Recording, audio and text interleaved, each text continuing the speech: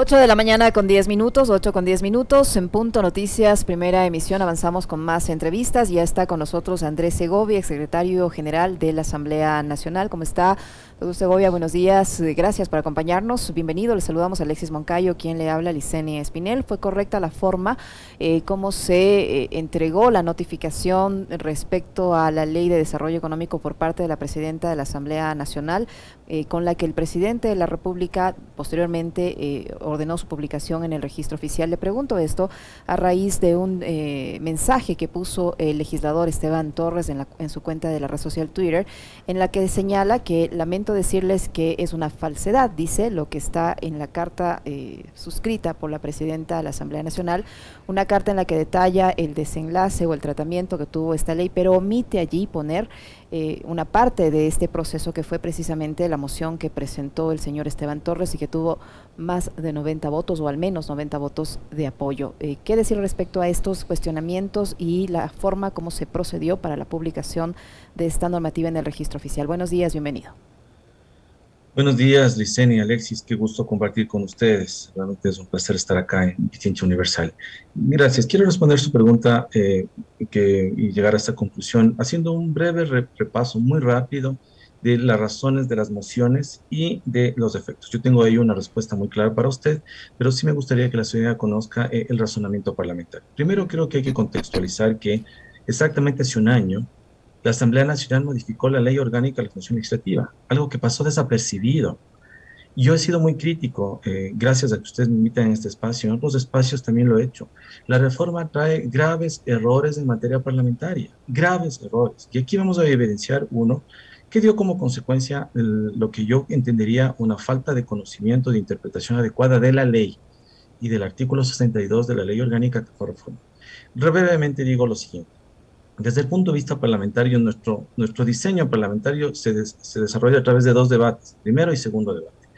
Y son las comisiones las que establecen el debate parlamentario que a la final llega al Pleno y que se resume en una votación y en una moción.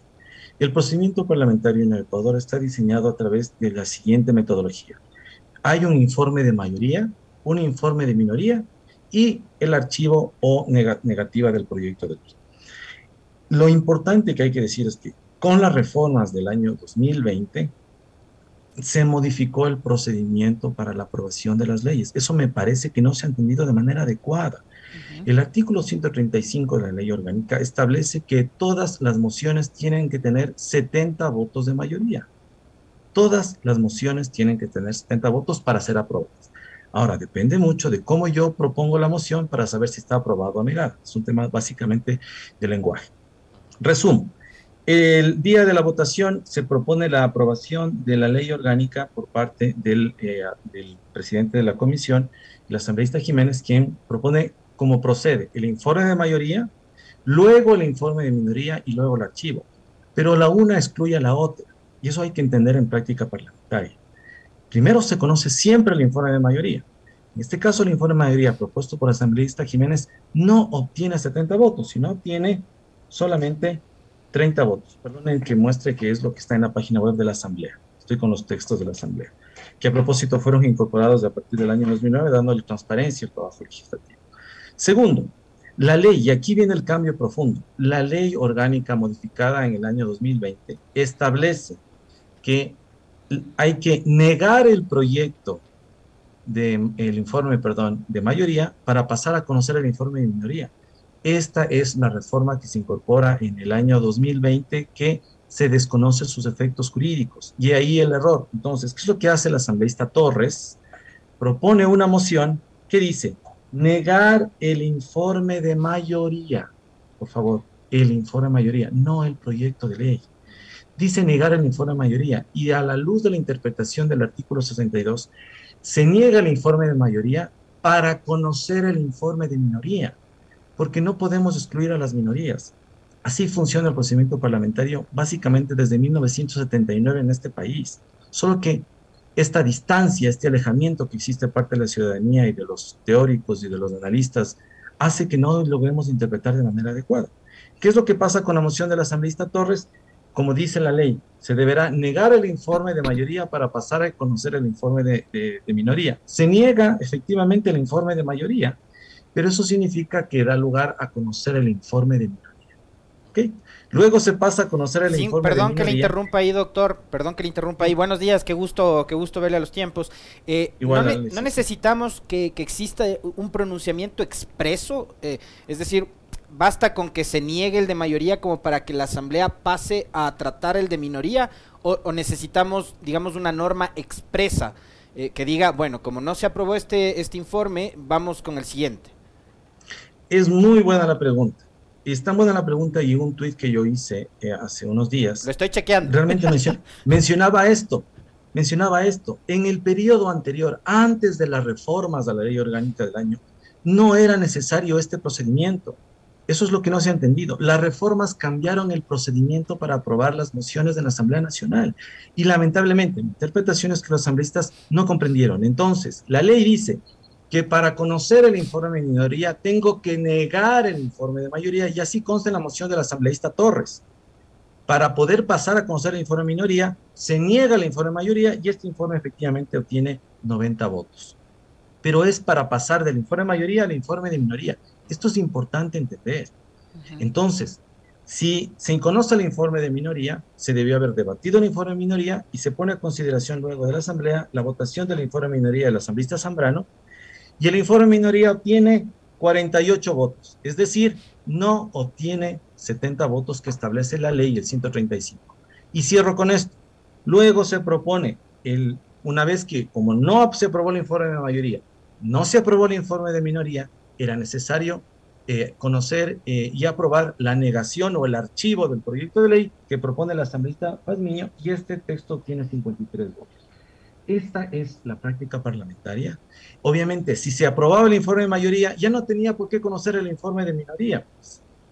Si se aprobaba el informe de minoría, ya no era necesario ir al archivo. Pero como estos eventos no sucedieron y se excluyen unos a otros, la consecuencia jurídica adecuada es que la Asamblea no se pronunció y por tanto pasa por el Ministerio de Ley y se aprueba. Y ahora respondo a la pregunta, Licenia, que es muy importante. Acabo de revisar el texto porque está aprobado y publicado en la página del registro oficial. Yo creo que el secretario se equivoca y comete un grave error al excluir de la moción del texto la moción del asambleísta Torres. Es un error. La ley, efectivamente, se mocionó el texto el informe de mayoría y fue negado. Ese es el procedimiento parlamentario que está vigente desde noviembre del 2020 y que entró en vigencia en mayo. Ahora, entonces, con este relato... Otra pregunta, sí, a propósito de el argumento que han utilizado los señores de UNES con respecto del contenido del artículo 140 de la Constitución y el uso de los verbos modificar, aprobar o negar. Negar es sinónimo de archivar o no. ¿Cómo interpretar este argumento que utilizaron los señores de UNES? Sí, es muy buena la pregunta porque obviamente este ha sido el tema del conflicto. Primero, la palabra negar en el contexto de la moción del asambleísta Torres está relacionado exclusivamente con negar el informe de mayoría para pasar al informe de minoría. Primero, eso hay que entender, producto de las reformas. Efectivamente, la moción del asambleísta Mireya Pazmiño dice negar y archivar porque la Constitución utiliza la palabra negar, pero lamentablemente la Ley Orgánica de la Función Legislativa utiliza de manera discrecional en algunos casos negar y en otras cosas archivar. Pero la negativa y el archivo tienen la misma consecuencia jurídica, es decir, el rechazo de parte de la Asamblea en relación del proyecto de ley. Entonces, insisto, ¿cómo se aprueba la ley? El presidente le pide una certificación al secretario que le diga, realmente cuénteme si la ley fue rechazada.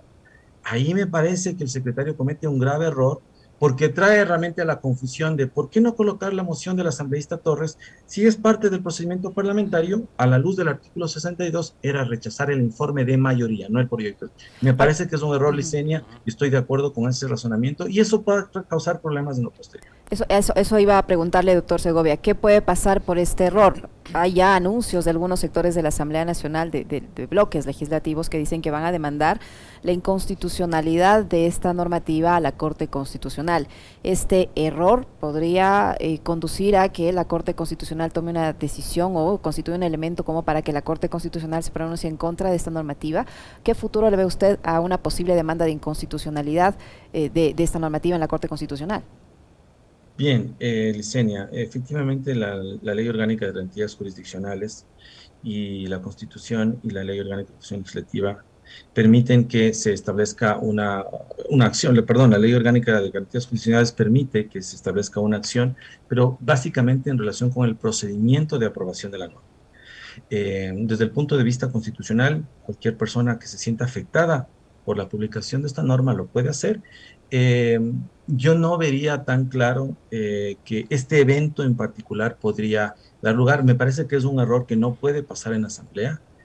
No sé si este acto en particular podría dar lugar a la inconstitucionalidad de la norma, porque efectivamente lo que se ha evidenciado es que no ha sido, la asamblea no aprobó la ley y pasó por el Ministerio de Ley. Me parece que es un error, eso no debe pasar. No alcanza para mí para entender que esto es una inconstitucionalidad, porque la inconstitucionalidad está relacionada ya en temas de forma, que no se hayan establecido los debates, que no se haya presentado los informes de los asambleístas, que no se haya notificado a tiempo, más allá de esta formalidad que me parece que es un error. Yo tengo ahí otra pregunta, doctor Segovia, en el sentido de que bloques legislativos también dicen que al interior de la Asamblea se debe convocar una sesión del Pleno y derogar esta normativa. ¿Es posible eso? ¿Así es? ¿Cómo es el procedimiento? ¿La Asamblea puede derogar esta normativa que contiene temas de materia tributaria? Licenia, aquí mi respuesta va en dos vías, porque sí veo con preocupación nuevamente y ratifico e invito más bien desde esta tribuna a las universidades, a los analistas. Yo desde mi práctica libre y ejercicio libre lo hago desde el Instituto de Estudios Legislativos que compartimos con algunos colegas, lo estamos haciendo, que hay mucho desconocimiento en materia parlamentaria y se quiere decir algo que no se puede hacer.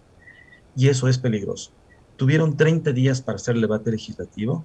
El debate legislativo se desarrolla en ese espacio y en esas condiciones y en esas reglas. Ese era el momento para hacerlo, no después. Entonces, el momento, y yo lo dije en mi Twitter, si la sesión no se hubiera suspendido el día viernes, había una opción adicional parlamentaria dentro de los 30 días que era reconsiderar todo lo hecho anteriormente y poder modificar el resultado de la asamblea para que tenga un efecto jurídico diferente. Si se hubiera conocido el informe de minoría, si se hubiera aprobado, este rato estamos hablando de otra cosa. Si no se aprobaba el informe de minoría y se aprobaba el archivo, este rato estuviéramos hablando de otra cosa. Y no nos olvidemos que el artículo 127 de la Constitución establece que los asambleístas son responsables políticamente de sus actos y tienen que rendir cuentas a la ciudadanía. Ellos son los representantes del pueblo. A ellos se les dedicó en ese procedimiento solventar en ese momento. Entonces, ¿tenían la posibilidad de reconsiderar? Sí, si la presidenta no hubiera suspendido la sesión, el día sábado se hubiera convocado una sesión y se hubiera solucionado el tema. En ese momento, dentro de los procesos parlamentarios. Ahora ya no se puede. El tema está cerrado. El tema jurídicamente y parlamentariamente está cerrado y producto del desconocimiento, creo yo, no se entendió el texto de las reformas y se pensó que con el rechazo era suficiente. Si se había rechazado el proyecto de ley, como parecería ser que se entendió, ¿para qué se conoce el informe de minoría? ¿Para qué se vota el archivo? Eso parlamentariamente no tiene un sentido porque una votación excluye a la otra. No puede haber dos decisiones, 3, 4 decisiones en la asamblea. Eso es imposible en materia parlamentaria. Pero eso es lo que parecería ser que se entendió. Entonces, los asambleístas debieron haber reconsiderado en ese momento y cerrado el tema y darle al Ecuador una respuesta en ese momento.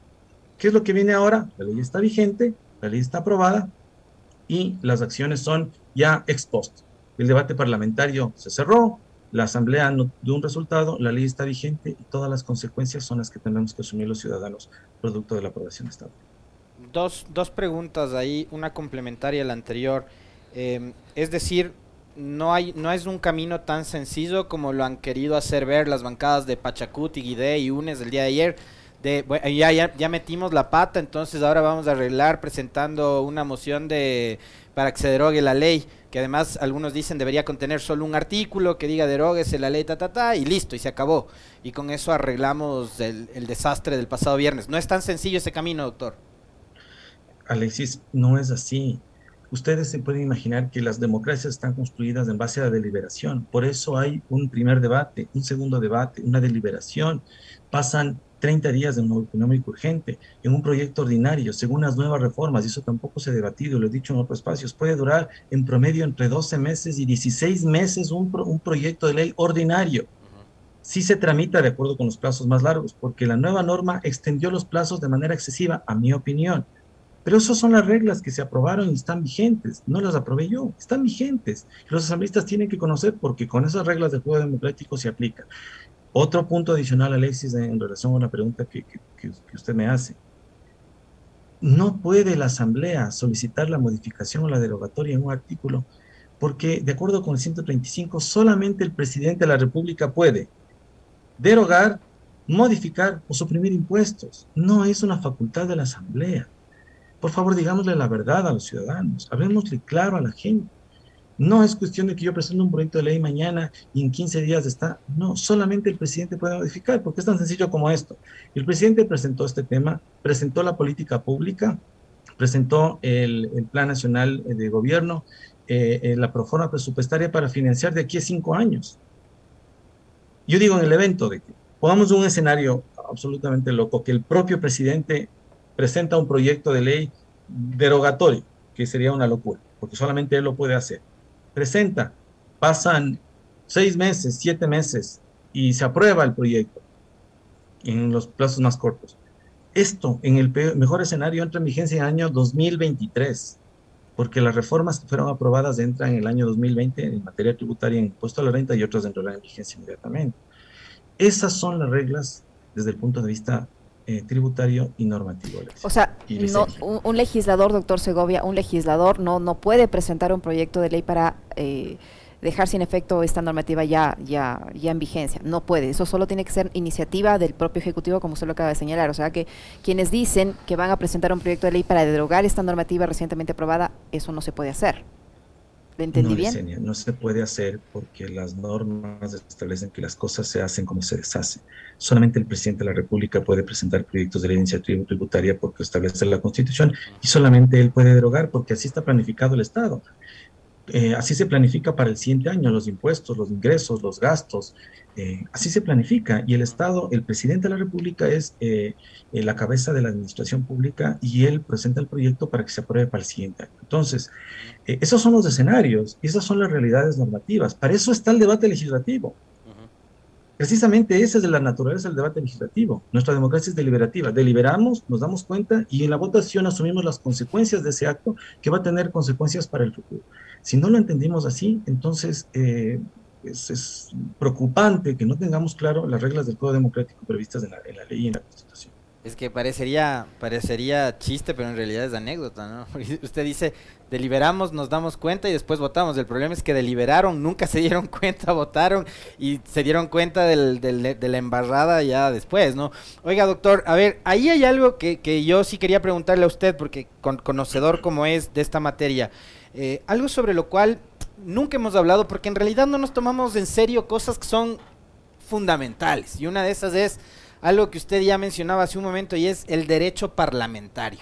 Acá poco se habla de eso, y tenemos, como hemos visto, yo ayer pasaba 2 extractos, uno de Ana Belén Cordero, otro de César Roón y otro de Paola Cabezas. Entonces, 3 legisladores, una de Creo, un ex PSC y una de UNES, de la Revolución Ciudadana, que no sabían qué es lo que había pasado y que estaban tratando de argumentar una salida improbable, que de hecho no pasó.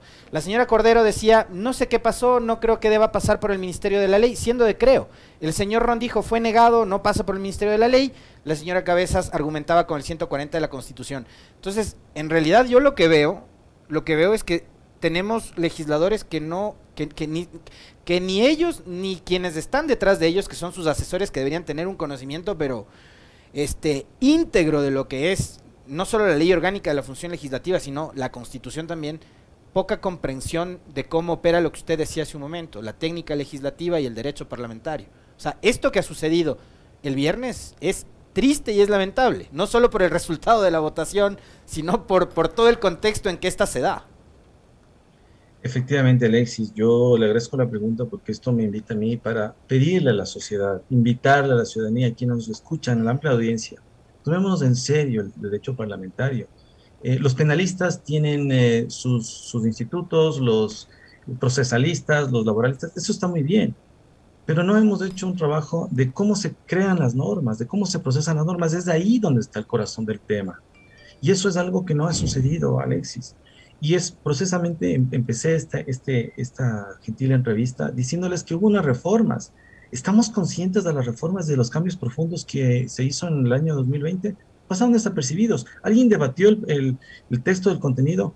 Alexis, yo lo digo públicamente y lo he dicho en otros medios. La reforma tiene graves contenidos de la evolución legislativa que pueden incluso atentar contra la democracia, pero no nos damos cuenta sino cuando ya pasan, cuando ya suceden. No hemos visto el texto y yo estoy trabajando con el instituto en un documento, ojalá lo podamos publicar el año que viene, de una ley comentada, para que ustedes vayan viendo lo peligroso que es que el ente donde se desarrolla la democracia, donde se desarrolla el debate, tiene un procedimiento que ni los propios asambleístas lo tienen presente, Alexis. Y esto sí preocupa. Los propios asambleístas no sabían si votando, si el voto tenía qué o cuál efecto. Eso es terriblemente preocupante, porque después estamos midiendo las consecuencias y después queremos solucionar con temas que normativa y legalmente no existen.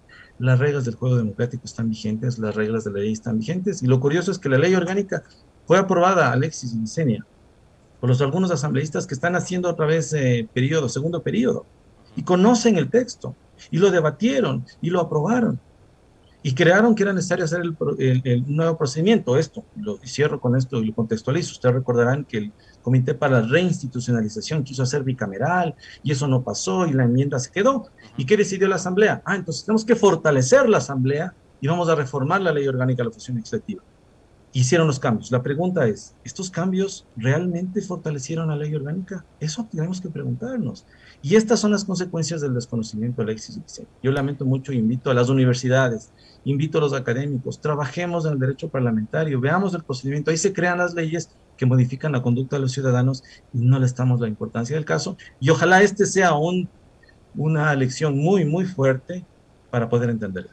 Doctor Segovia, una pregunta que se están haciendo quienes nos siguen a través de redes sociales. Dicen, en definitiva, ¿no hay manera legal de dejar sin efecto esta norma que trae todo este contenido nefasto para muchos sectores? No hay forma, ya está aprobada, está publicada en el registro oficial, el presidente finalmente logró su objetivo de poner en vigencia esta ley y no hay manera legal de dejarla sin efecto. Desde el punto de vista parlamentario, la Asamblea Nacional no tiene nada que hacer. Cerró el procedimiento parlamentario, está cerrado. Desde el punto de vista constitucional, se podría presentar una demanda de inconstitucionalidad, pero, por supuesto, tendría que argumentarse cuál es la vulneración de los derechos, y ese procedimiento durará 6, 8 meses. Entonces, desde el punto de vista legal, para eso se construye el debate parlamentario, 2 debates, informes, se vota y se tiene un efecto. Luego que está vigente, eso se llama seguridad jurídica. Este es el gran concepto que pelean grandes juristas en el Ecuador. La seguridad jurídica es esto, está vigente y sabemos qué va a pasar de aquí en 2 años. Si no sabemos qué va a pasar de aquí en 2 años, no hay estabilidad, nadie va a venir a invertir. Y estaba escuchando la gentil entrevista hace unos minutos. ¿Quién viene si no tenemos seguridad jurídica? Si nos dicen, entró en vigencia hoy la reforma, pero la vamos a derogar mañana. ¿Alguien puede invertir sabiendo cómo va a pagar los impuestos del año que viene? Es imposible, Alexis, Licenia, es imposible. La única medida ahora es la medida desde el punto de vista constitucional, pero tendrán que argumentar las razones por las que la norma es inconstitucional. ¿Y en paquete o capítulo por capítulo, como le leía hace un momento a un colega suyo, al André Benavides, diciendo en Twitter? Bueno, las personas que motiven el proyecto de ley podrán hacerlo en las condiciones que no crean más adecuadas. Pueden decir la parte correspondiente, pongo como ejemplo, que la repatriación de capitales significa una vulneración de derechos, rompe los principios tributarios de igualdad, equidad y universalidad, y por tanto, entonces, esa parte se pide en constitucional, es perfectamente posible. Entonces, esas son las herramientas que existen, ese es el juego democrático, esto se llama seguridad jurídica, y si no nos tomamos en serio el derecho parlamentario, en pocos meses vamos a tener los mismos escenarios y no vamos a saber los asambleístas si votaron a favor y en contra y qué efecto jurídico tiene. Pero esto es tan sencillo como uno presenta una demanda o no contesta una demanda y sabe qué efecto jurídico tiene. pasa exactamente lo mismo en materia parlamentaria. Yo ratifico, invito y agradezco nuevamente esta gentil invitación para tomarnos en serio el derecho parlamentario, que los asambleístas conozcan el derecho parlamentario, la ciudadanía no le tenga miedo al derecho parlamentario. Yo sé que a veces es un poco complejo explicar, pero es la esencia de la democracia. Si no entendemos este procedimiento, que es la esencia de la democracia, las consecuencias no las vamos a aceptar y ya no se puede modificar. Doctor, una pregunta que me surge a partir de todo este debate que ha habido este fin de semana con respecto de la famosa abstención, entendida así a la negativa de votar por parte de la bancada de UNES, que hay sectores que son muy críticos y que dicen es una suerte de lavatorio de manos, ¿no? O sea, no quiero tomar partido ni por el sí, ni por el no, ni aprobar, ni rechazar, etcétera, entonces yo me abstengo y me lavo las manos. Esa figura de la abstención o del voto nulo, blanco, etcétera, en el procedimiento parlamentario, digamos, es una práctica general de las cámaras en todo el mundo, o podría haber la posibilidad en algún momento de incluso plantearnos la posibilidad de eliminarla. Me parece una extraordinaria pregunta, Alexis, lo digo con toda franqueza. Nosotros, a través de mi práctica, mi estudio jurídico y en el instituto, vamos a hacer un análisis de esto que usted lo dice puntualmente y que creo que falta debate en la sociedad. Debatamos esto. Yo les voy a dar mi opinión, que por supuesto no es institucional, sino es mía personal, de nuestra tradición parlamentaria. Desde el año 79, en el Ecuador, se incorpora esta forma de votar. ¿Qué es la votación? Es la expresión individual que se hace colectiva y que tiene un efecto jurídico. Entonces yo puedo votar a favor, en contra, abstención y blanco. Mi opinión y de la experiencia, porque la vida me dio la oportunidad de trabajar en la Asamblea y de las otras legislaciones que usted hace relación, es que efectivamente no existe la abstención. La abstención es un ejercicio excepcional en las siguientes condiciones. Los asambleístas fueron elegidos para decirnos, ¿estoy a favor o estoy en contra? La abstención está creada de manera doctrinaria para que yo me pueda abstener por razones de interés. Me explico. Si voy a votar un proyecto de ley y yo soy empresario y en ese proyecto de ley se favorecen las empresas de mi sector, yo me abstengo por razones de conflicto de interés. ¿Tengo legítimo derecho a abstenerme? Sí. ¿Por qué? Porque yo soy representante de un grupo, pero esa ley me genera un conflicto de interés y me abstengo. Yo creo que ese debate, Licenia y Alexis, que usted propone, es necesario. En el Ecuador no se lo hace. La abstención es cualquier cosa en el Ecuador. La abstención es una ausencia de responsabilidad que contradice el artículo 27 que acabo de citar de la Constitución. Los asambleístas tienen responsabilidad pública, responsabilidad política, tienen que hacerse cargo porque ellos son los mandantes. ¿Qué es la abstención? ¿Qué efecto jurídico tiene? Ninguno. Si yo me abstengo, si hubiéramos tenido 137 votos y 137 abstenciones, ¿cuál es el efecto jurídico? Ninguno. Estoy plenamente de acuerdo. Los análisis, insisto, los análisis doctrinarios y de los estudios, yo los países que pude visitar, la abstención solamente se establece para este fin. Yo me abstengo por razones de conflicto de intereses. De ahí tengo que decir, estoy a favor, estoy en contra. Esa es la labor del asambleísta, para eso fueron elegidos, no para decir, yo no sé, yo no. Esa es mi opinión personal, pero hay que profundizar en el análisis. Y es correcto lo que usted dice, Alexis.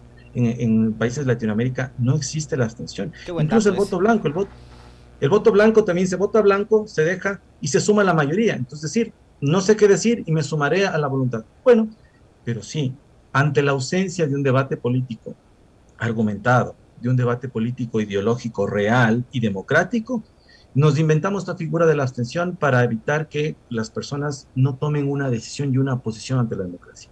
Muy buen punto, es necesario repensar esto, pero con una reforma que sea adecuada. Alexis dice, estoy plenamente de acuerdo. Ese es el llamamiento al debate y que ojalá aprendamos de esta lección y nos demos cuenta que no podemos jugar con la democracia así. Doctor Segovia, yo quiero hacerle la siguiente pregunta que tiene que ver con otro tema, pero del tratamiento legislativo también. Hace pocos instantes, la presidenta de la Asamblea Nacional ha hecho llegar la convocatoria para la sesión del Pleno, prevista para el jueves 2 de diciembre, con el único punto en el orden del día, que es conocer y resolver sobre el informe aprobado por la Comisión de Garantías Constitucionales sobre la investigación del caso denominado Pandora Papers. ¿Cuál debería ser el procedimiento allí, tomando en cuenta que sobre esta Comisión de Garantías Constitucionales está abierta una investigación en la Fiscalía por una denuncia de un actor político y por todos estos problemas que se han dado en el marco de esta investigación? ¿Cuál debería, apegado al procedimiento legislativo, qué es lo que debería pasar?